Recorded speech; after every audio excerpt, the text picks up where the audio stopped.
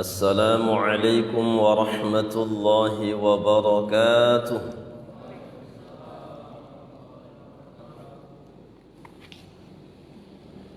الحمد لله رب العالمين، والصلاة والسلام على خاتم الأنبياء والمرسلين سيد الأولين والآخرين سيدنا ومولانا محمد وعلى آله وصحبه أجمعين. سبحانك لا علم لنا إلا ما علمتنا إنك أنت العليم الحكيم. رب اشرح لي صدري ويسر لي أمري واحلل عقدة من لساني يفقه قولي. أما بعد. Pengurus Masjid Isti'adah yang sama-sama kita muliakan, hormat saya kepada semua jamaah yang berhadir, Bapak Ibu hadirin hadirat yang dirahmati Allah. Mudah-mudahan semua kita yang berhadir ini diselamatkan Allah di dunia, terlebih di hari akhirat kelak nantinya. Amin ya rabbal alamin.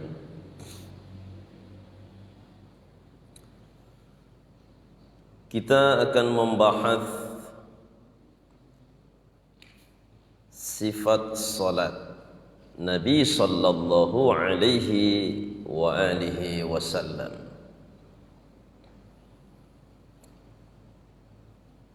Nabi sallallahu alaihi wasallam bersabda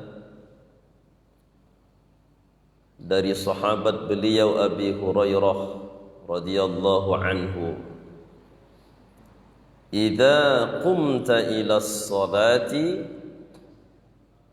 fa asbighil wudu'a thumma istaqbilil qiblata fakabbir thumma qara' ما تيسر معك من القرآن ثم اركع حتى تطمئن راكعا ثم رفع حتى تعتدل قائما ثم اسجد حتى تطمئن ساجدا ثم رفع حتى تطمئن جالسا ثم اسجد حتى تطمئن ساجدا ثم ارفع حتى تطمئن جالسا ثم اسجد حتى تطمئن ساجدا ثم افعل ذلك في صلاتك كلها. أخرجه السبعة واللفظ للبخاري ولابن ماجه بإسناد مسلم حتى تطمئن قائما. Ini adalah sifat salat Nabi sallallahu alaihi wasallam. Sebagaimana saya sebutkan pada pertemuan yang lalu, salafus salih ketika ada orang yang datang untuk belajar kepada mereka, yang pertama mereka luluskan santrinya, yang pertama mereka prioritaskan kepada santrinya as-salat, salat dulu, baru nanti mengkaji yang lain. Tentu dalam salat ini dijelaskan akidahnya. Nabi bersabda, "Idza qumta ila sholati", apabila Anda hendak sholat. Jadi apabila kita mau sholat, yang pertama, fa'asbighil wudu'a, sempurnakan wudu. Asbigh, menjaga rukun dan sunnah-sunnah wudu. Idza kuntum ila sholati faghsilu wujuhakum wa aydiyakum ila al-marafiqi wamsahu bi ru'usikum wa arjulakum ila al-ka'bayn. Apabila kalian mau salat, faghsilu wujuhakum. Pertama, firman Allah, basuh wajah. Wa aydiyakum, basuh tangan. Ilal marafiqi, sampai siku. Wamsahu bi ru'usikum, sapu kepala. Membasuh dengan menyapu beda. Kalau membasuh saydul ma, airnya mengalir. Kalau dia menyapu, apa yang disapu? Kepala misalnya.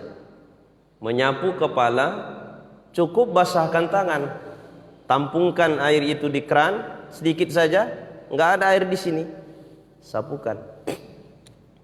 Tapi kalau dia membasuh, tampung, curahkan. Ya. Sedikit banyak air yang ditampung itu kan relatif itu.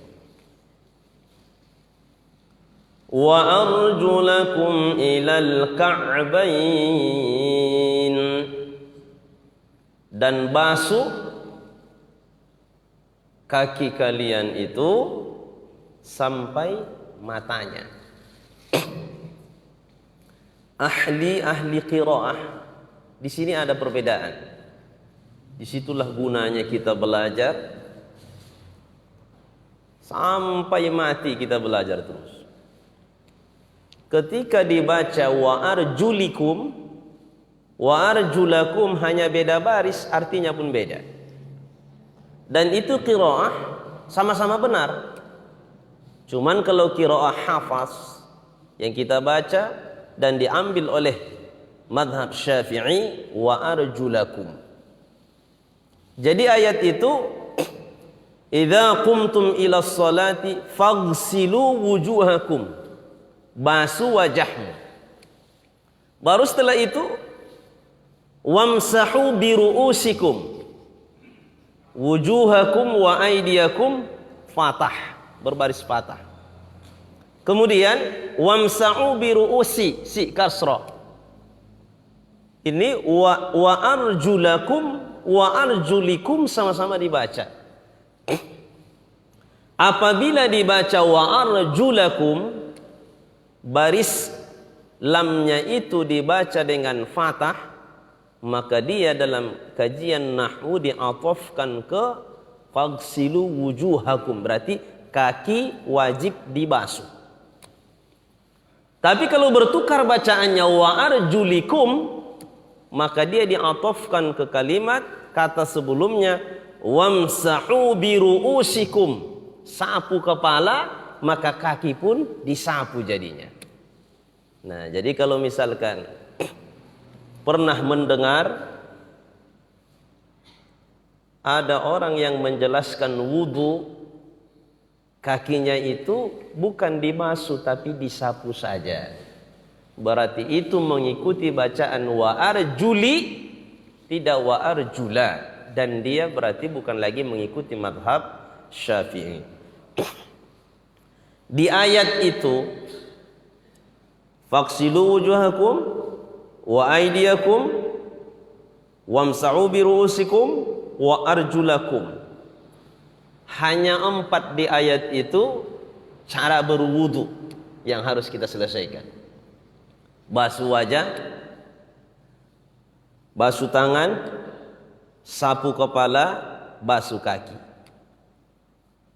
Di fiqih 6. Kenapa bisa jadi 6? Kan? Kita sebut pada pertemuan yang lalu ada yang tidak suka dengan fikih. Dia pikir fikih itu hanya sekedar asumsinya para ulama saja.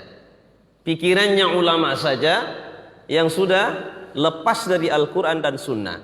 Tidak demikian. Semua fikih itu istimbat dari Al-Quran dan Sunnah. Ketika di Al-Quran Sunnah tidak ada, barulah nanti kemudian ada ijtihadnya para ulama. Kenapa ulama fikih menyebutkan ada 6 rukun wudu terkait dengan hadis ini, fa'asbighil wudu'a? Ternyata ada 2 yang diambil dari hadis. Itulah cerdasnya para ulama. Yang pertama, hadis yang pertama dituliskan oleh Al-Imam Abu Zakaria Yahya bin Sharaf An-Nawawi dalam kitab beliau Matan Al-Arba'in An-Nawawiyah, innamal a'malu binniyat wa innama likulli imri'in ma nawa faman kanat hijratuhu ila Allahi wa rasulih fahijratuhu ila Allahi wa rasulih wa man kanat hijratuhu lidunya yusibuha aw imra'atin yankihuha fahijratuhu ila ma hajara ilaih, rawahul Bukhari wa Muslimun. Semua amal itu tergantung kepada niatnya. Apa yang diniatkan oleh seseorang, itulah yang dia dapatkan. Sababul wurud hadis ini, dulu ada seorang laki-laki ikut berencana hijrah ke Madinah. Nabi mendapat informasi dari malaikat Jibril bahwa ada di antara yang mau hijrah ini tujuan yang bukan karena Allah. Siapa dia? Seorang laki-laki yang berencana ikut hijrah ke Madinah, tapi bukan karena mau li'i'la'i kalimatillah, karena dia jatuh cinta dengan seorang perempuan dan perempuan itu ikut hijrah. Ini daya tarik perempuan kuat betul dia. Kuat betul. Jadi Rasul tahu, maka Rasul bersabda, siapa yang hijrahnya ke Madinah karena Allah dan karena Rasulullah, maka hijrahnya itu bernilai hijrah karena Allah dan Rasulullah. Siapa yang berhijrah ke Madinah li dunia, supaya dia dapat harta, karena di Madinah lebih berkembang di sana. Kalau kita lihat kebun kurma pun lebih banyak Madinah kan. Nah, lebih baik-baik orang Madinah daripada Mekah. Sama-sama orang Arab tapi karakternya beda. Orang di Madinah disebut dengan muhajirin, ansor, orang ansor. Orang dari Mekah ke Madinah itu namanya muhajir. Makanya di komplek-komplek kalau kita lihat masjidnya, kebanyakan masjid al-muhajirin. Kenapa? Karena mereka mengambil arti dari muhajirin itu pindah. Jadi mereka di komplek itu rata-rata pindahan dari berbagai tempat. Maka disebut masjid al-muhajirin. Kalau kita isti'adah kan, isti'adah itu kan, ista'id itu artinya siap-siap, itu berarti kita siap untuk segalanya. Kalau sa'id itu artinya bahagia. Siapa yang hijrah ke Madinah karena ingin mendapatkan perempuan. Nah, di sini baru kena salah satu yang mau hijrah, namanya muhajir Ummu Qais. Karena perempuan itu namanya Ummu Qais. Siapa di antara kalian yang hijrah ke Madinah tapi tujuannya mau menikahi perempuan, maka yang kihuha, dia nanti akan dapat perempuan itu, cuman pahala nggak dapat. Kalau dia hijrah ke Madinah untuk harta, dapat dia harta, tapi pahala nilai jihadnya itu tidak dapat. Nah, maka fahijratuhu ila ma hajara ilaih, nilai hijrahnya itu sesuai dengan apa yang dia niatkan. Maka masuklah hadis ini untuk segala amal. Maka Al-Imam Asy-Syafi'i mengatakan Lebih dari separuh kajian fikih itu ya tergantung kepada niat, itu kan. Hanya beberapa amalan yang tidak mementingkan niat. Baca Quran tidak ada niat, tidak usah berniat baca Quran. Sengaja aku membaca Al-Quran, tidak. Kenapa? Karena dia sudah otomatis ibadah. Berzikir, subhanallah, subhanallah, tidak usah berniat. Sengaja aku berzikir karena Allah, tidak. Nah, ya. Jadi hadis ini menjadi salah satu rukun wudhu. Maka niat itu yang pertama. Kalau ada orang berwudu, dia basuh wajah, tangan, semuanya tapi tidak berniat, maka la yasih wudu'uhu, tidak sah wudunya. 5, 4 ditambah 1, 5. Satu lagi, hadis juga.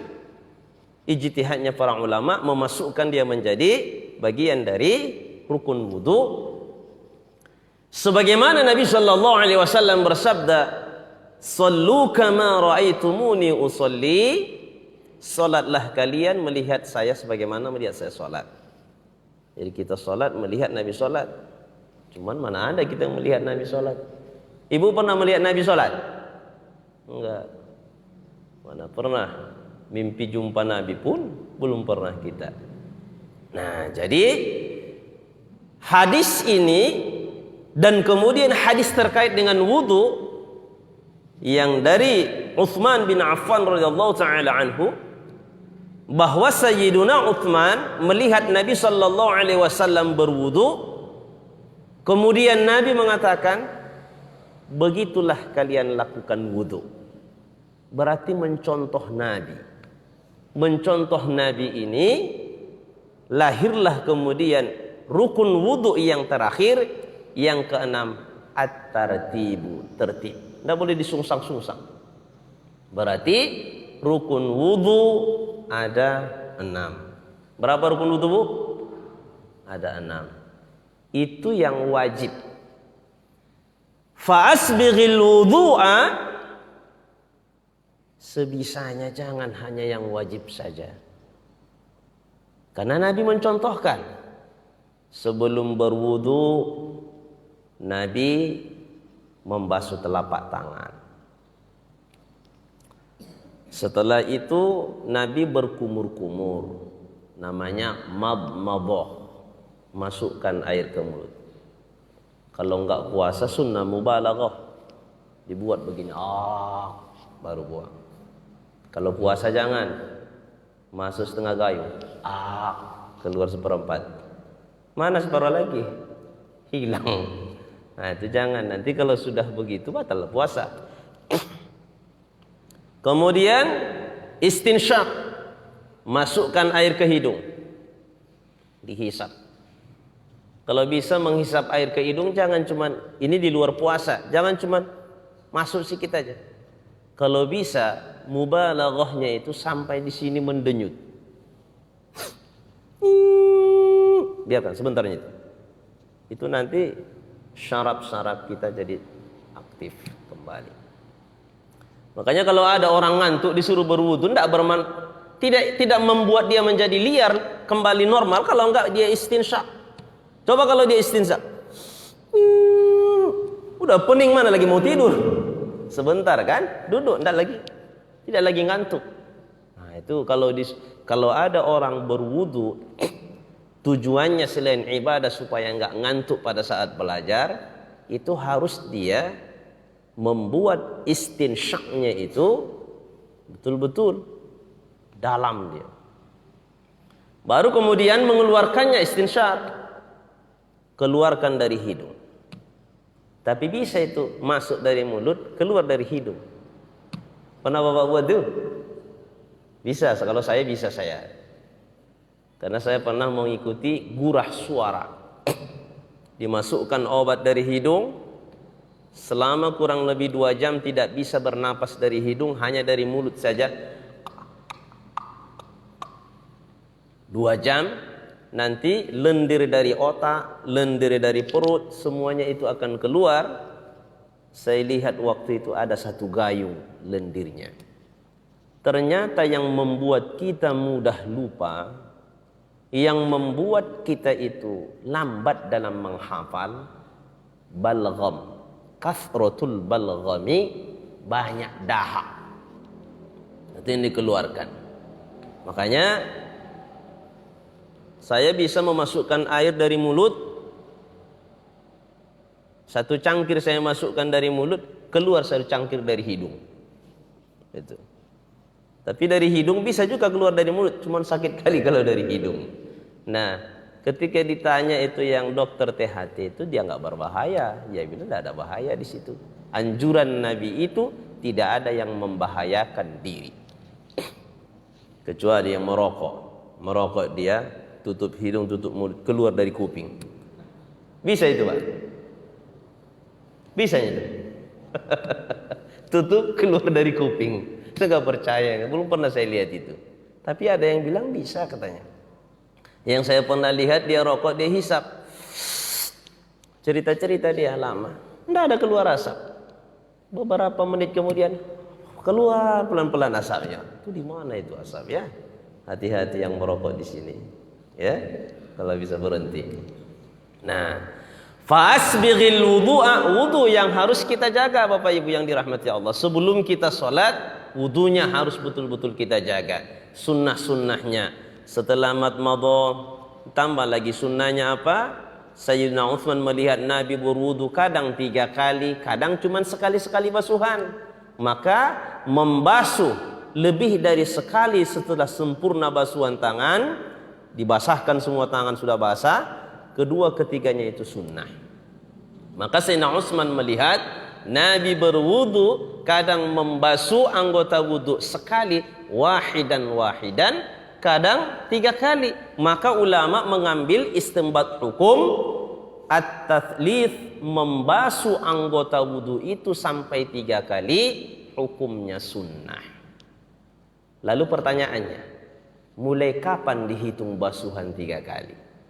Ya, jangan ada nanti di antara kita yang menganggap ketika berwudu 1, 2, 3. 3 kali kita tampung air di keran, 3 kali kita basuhkan ke wajah. Kalau ternyata 1, 2 masih belum basah di sini, ada sedikit lagi kan? Yang ketiga baru basah. Ternyata kata ulama fikih itu baru dianggap 1 kali. Jadi kalau kita mau mengamalkan sunnah 3 kali itu, pastikan begitu disiramkan yang pertama, sapukan semua. Kan tidak ada lagi air. Menyapukan air yang sudah kita tuangkan itu sudah memadai. Sudah dianggap sailul ma, mengalirkan air. Ya jangan cuma begini. Kalau begitu bisa 10 kali pun kalau belum basah semuanya, itu yang ke-10 baru basah, dianggap baru basuhan sekali. Nah, paham itu ya? Jadi jangan boros kita menggunakan air. Caranya itu tadi, tampung, dibasahkan semuanya. Mana rupanya bagian dari wajah?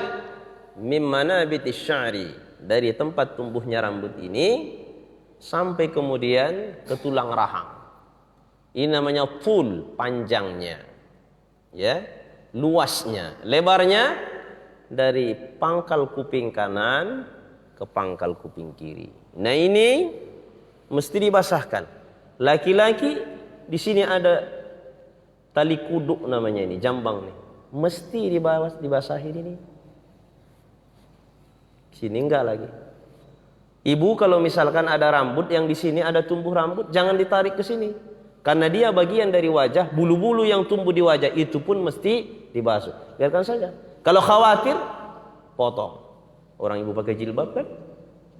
Saya nggak dikasih bapak motongnya. Kenapa? Kata bapak itu yang membuat saya manis katanya. Kalau begitu musyawarah. Lalu mudah-mudahan dengan mengaji ini kan bisa si bapak memaklumi kenapa dipotong. Nah, bagaimana kalau botak? Ada orang botak. Tadi kan kajinya mimmana bitis sya'ri, dari tempat tumbuhnya rambut. Di sinilah normalnya. Ini mayoritas normal. Saya nggak botak ini. Kalau tumbuhnya di sini, ada yang tumbuh di sini apanya? Rambutnya. Jadi sini botak. nggak wajib dibasuh. Kembali ukuran normalnya di sini. Atau ada orang yang memiliki kelainan, tumbuh rambutnya pas sebuah jari di atas alis tutup gini. Ini dianggap ukuran normal, dia basuh yang sebelah sini. Tetap dia basuh di atasnya. Beruntunglah Bapak Ibu kita semua yang berhadir ini, saya lihat normal, tidak ada yang tumbuh pas di atas alis mata.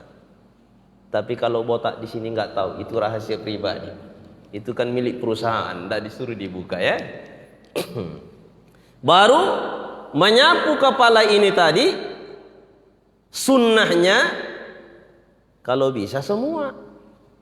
Walaupun Nabi mempraktekkan seperempat, tapi seperempat itu yang dibasah, yang disapu, dibasahkan di atas serban Nabi, disapu lagi di luar. Maka kalau kita buka lobeng, alangkah bagus, khususnya si laki-laki, itulah maka dibedakan mana tempat wudhu laki-laki, mana perempuan. Jangan digabung. Ada pernah ibu salah kamar, masuk si ibu ke kamar mandi laki-laki. Salah kamar ini bu, kata orang. Alah biasa, sekali aja katanya. Iya sekali aja pun kan bisa berbahaya itu. Nanti kalau ditangkap si bapak itu, nah, sekali aja katanya kan tetap berbahaya. Jadi supaya tidak nampak aurat si ibu.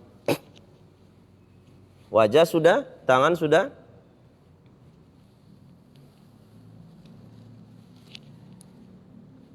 Dilalukan ini. Itu sunnah. Ya. Tapi kalau hanya sekedar saya mau mengambil wajibnya saja, basahkan. Asal di kepala sikit saya pun boleh. Bahkan 3 helai rambut pun sudah cukup. Cuman siapa mau mencari 3 helai kan?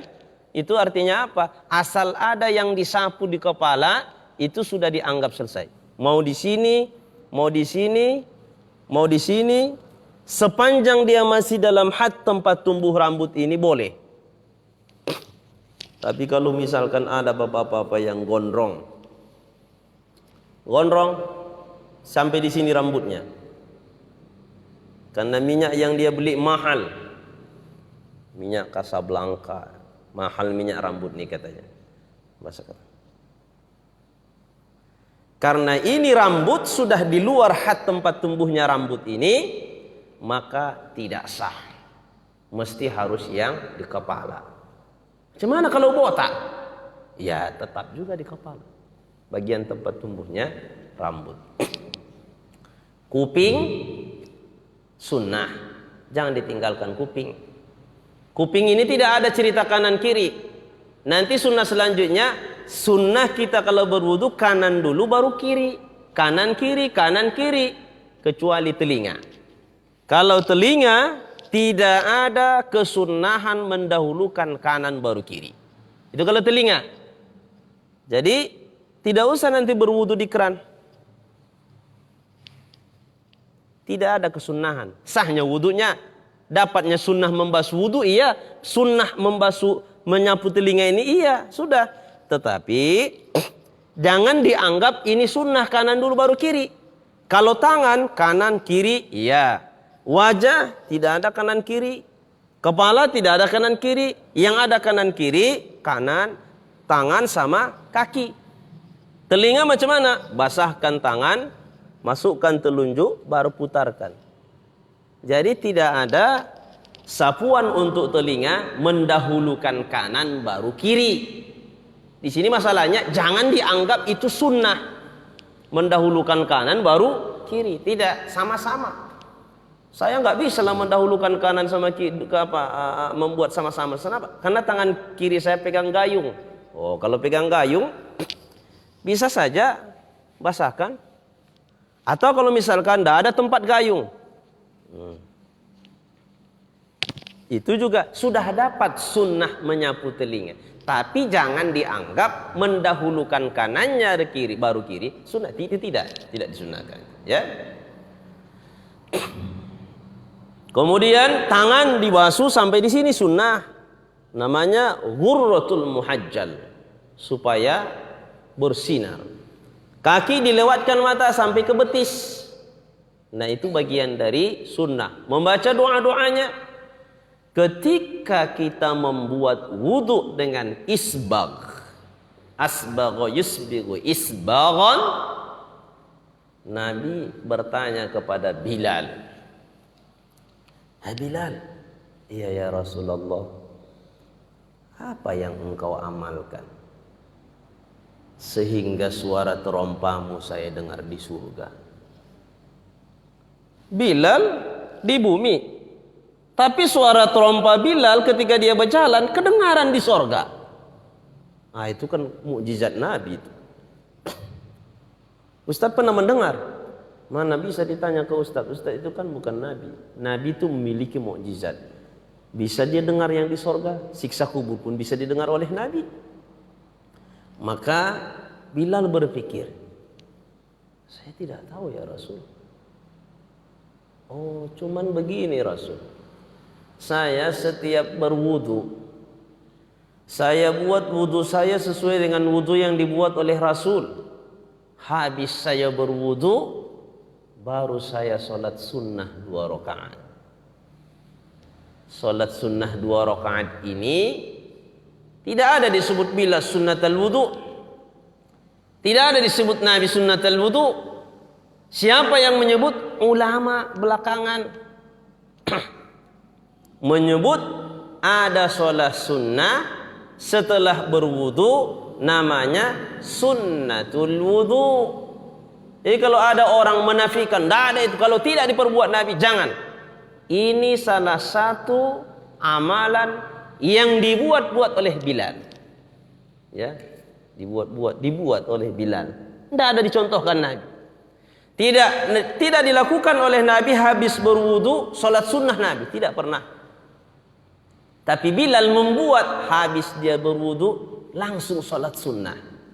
Maka belakangan disebut ulama salat sunnah wudu. Maka diiyakan oleh Rasul. Ternyata sebab suara terompanya Bilal bin Rabah didengar oleh Nabi di sorga, itu sebab Bilal melaksanakan wudu dengan sempurna, baru sholat wudu 2 rakaat, dimuliakan dan dipuji oleh Allah Subhanahu wa ta'ala. Berarti dari situ bisa kita membantah tidak semua agama ini atau kebiasaan dalam beragama harus yang dikerjakan Nabi baru dianggap benar. Enggak. Ya kayak gini kan, mana ada mik Nabi dulu.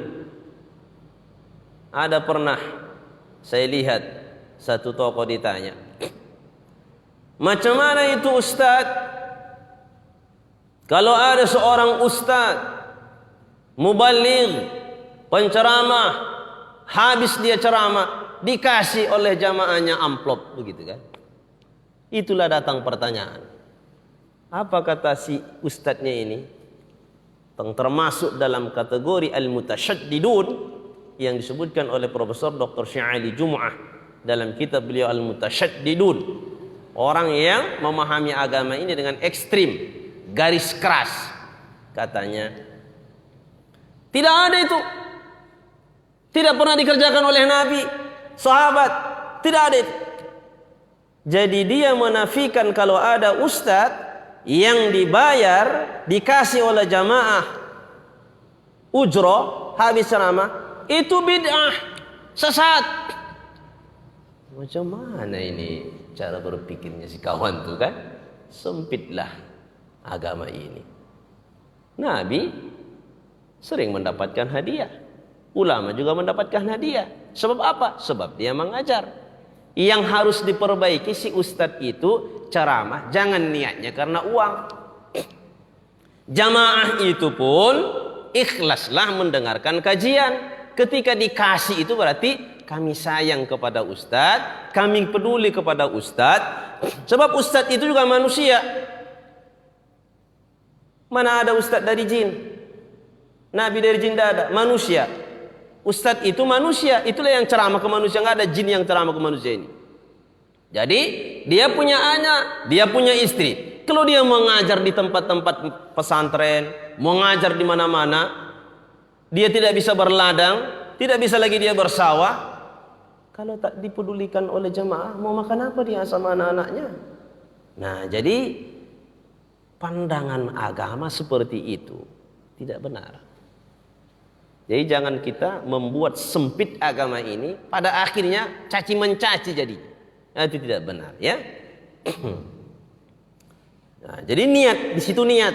Ustadznya mengajar karena Allah niatkan. Dikasih, tak dikasih, nah itu jangan lagi diurus-urus itu, ya. Kalau dikasihnya, ucapkan alhamdulillah. Tak dikasihnya, alhamdulillah juga, ya. Alhamdulillah, dia lupa gitu kan. Nah, baik. Jadi Bapak Ibu, kalau misalnya tak sibuk lagi bekerja, sudah santai di rumah, habis berwudu, jangan tinggalkan sholat sunnah itu. Tapi kalau masih aktif bekerja, masih banyak tugas-tugas di kantor, habis berwudu, sholat sunnah lagi dia. Sholat sunnah wudunya pun dibacain rakaat pertama Ar-Rahman, yang kedua Al-Waqi'ah, tinggal pekerjaan. Itu enggak adil namanya itu. Tidak bisa mendudukkan diri di mana posisi yang tepat. Harus tahu kita menempatkan sesuatu itu. Baik, itu tentang wudu. Setelah kita berwudu untuk sholat ini, tsumastaqbilil kiblata, hadapkan ke kiblat. Maka ketika kita sholat, menghadapkan diri ke kiblat ini bagian dari syarat supaya sholat itu sah. Macam mana ini Ustaz? Saya nggak tahu kiblat. Kenapa nggak tahu kiblat? Sebab saya ini lagi touring ini, lagi ke hutan, ke gunung kan, jaringan nggak ada. Biasa saya buat kompasnya handphone, muncul, ini enggak. Macam mana ini? Kalau sholat tidak menghadap kiblat, maka sholatnya tidak sah. Sholat wajib, kecuali sholat sunnah nanti, ya, ketika di atas kendaraan, atau sholat pada saat fi ma'rakatil kuffar, sholatul khauf namanya. Jadi macam mana ini? Disitulah kita harus berijtihad. Yakinkan, orang mau ditanya nggak ada, cuman kita. Atau ada orang dia lebih bingung lagi sama kita, lebih tidak tahu lagi dia dari kita. Cuman, nah kalau begitu sholatnya nafsi-nafsilah. Jangan lagi berjamaah kalau tidak bisa yakin. Sebab nanti pada saat sholat bisa berubah itu keyakinannya. Saya yakin di sana kiblat. Allahu Akbar. Sampai kemudian sujud. Sami'allahu liman hamidah, sujud. Allahu Akbar. Di rakaat yang kedua, saya yakin bukan ini kiblatnya, kan? Berubah keyakinannya. Di mana yang dia yakini? Putar. Itulah yang dia yakini, ijtihad. Al-ijtihadu la yunqadu bil ijtihad. Dia sendiri kan? Pilih yang kedua. Inilah. Lanjut.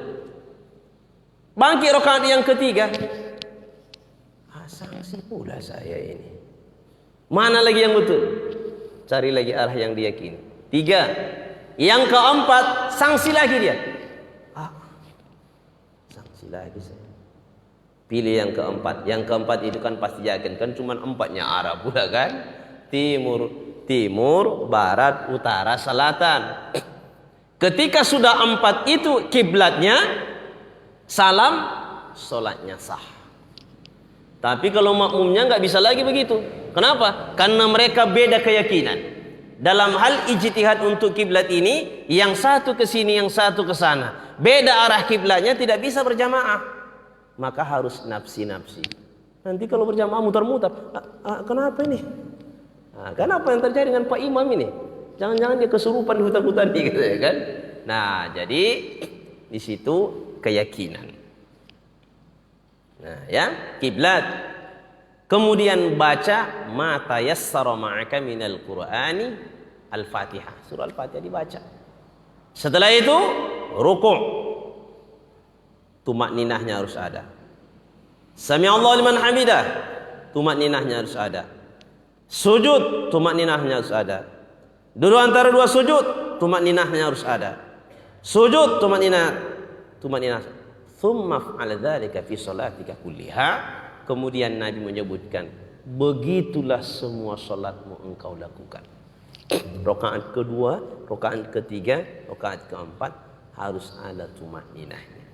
Jadi salat Nabi tidak tergesa-gesa. Ada orang yang salat, ini terakhir, sama-sama pulang kita Pak ya. Kalau ada orang salat, Allah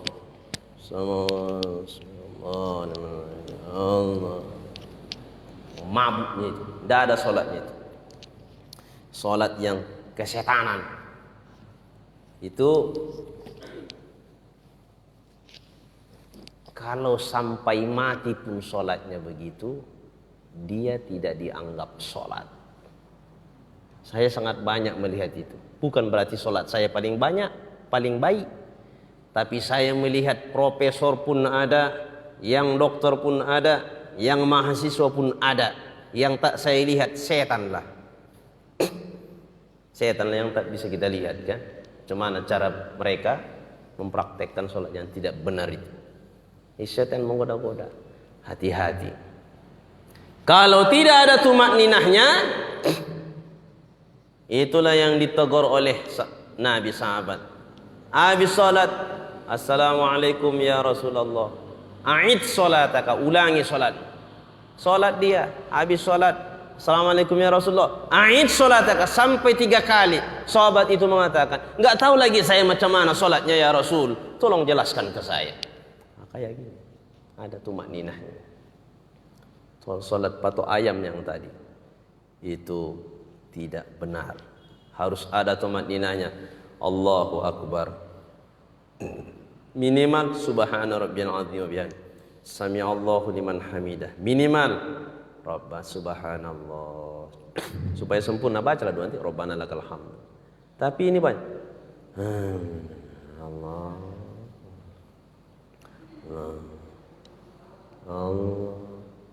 Makanya solat seharusnya bisa membuat kepala yang sakit jadi sembuh. Tapi kalau begitu solatnya, gila pun bisa itu. Kenapa? Saraf-sarafnya rusak. Gini. Dan itu pernah saya menjadi makmum di satu tempat. Waktu itu masih di pesantren, solat kan, goncang kali. Kami sebagai santri kan takut juga sama masyarakat mau membuat-buat yang baru gitu. Mau jadi enggak mungkin kita kan sebagai pendatang. Tapi saya tanyalah salah satu dari jamaah, kenapa begitu sholatnya Pak? Saya bilang, apa kata si bapak tadi? Yang gilanya itu katanya. Memang orang gila rupanya jadi imamnya. Berarti kalau orang gila imamnya, makmumnya ini kan lebih gila lagi nih. Nah, tidak sah menjadi imam orang gila. Lalu kalau begini tidak sah. Saya sebagai makmum ya wajiblah mengulangi sholat. Seumur hidup baru sekali saya berimam dengan orang gila. Itulah dia. Mudah-mudahan jangan lagi pernah terjadi. Tapi kalau berimam dengan orang yang mirip orang gila, pernah juga. Cepat kali. Saya kalau sudah begitu imamnya mufarokoh saya. Bukan sombong. Ngapain saya ikuti orang? Enggak sah sholat saya. Enggak sahnya sholat saya kalau saya ikuti dia. Maka saya mufarokoh dengan catatan saya buat tetap mirip-mirip juga lah gerakannya. Walaupun dia lebih dahulu. Kencang kali. Al-Fatihah itu tak dibacanya saya rasa. Ini sholatnya sir. Sholatnya sir bukan jahar. Mungkin dia baca dalam hatinya. Loh. Kalau membaca, ibu membaca, seringnya bapak ibu membaca WA SMS kan? Nah, kalau membaca SMS, bapak lagi di mana? Saya akan datang. Tunggu kita bertemu. Dilafazkan itu lebih lama itu ketimbang dalam hati. Cepat kali kau dalam hati. Cepat. Jadi sholat kalau cepat dia berarti hati dibacanya itu. Nah, namanya di hati.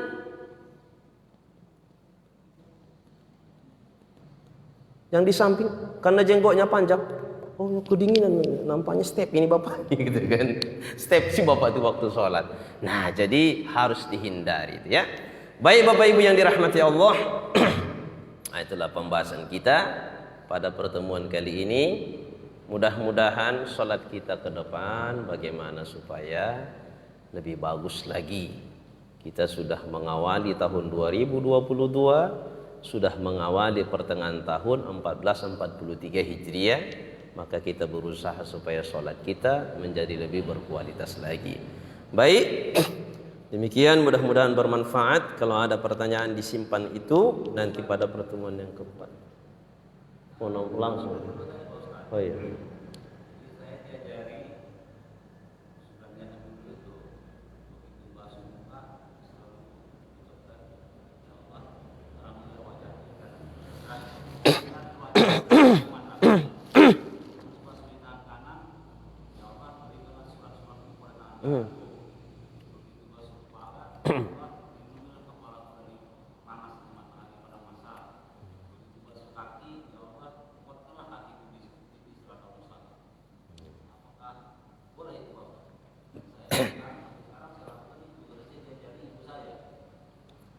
Jangan lakukan sampai sekarang, tapi lakukan sampai mati.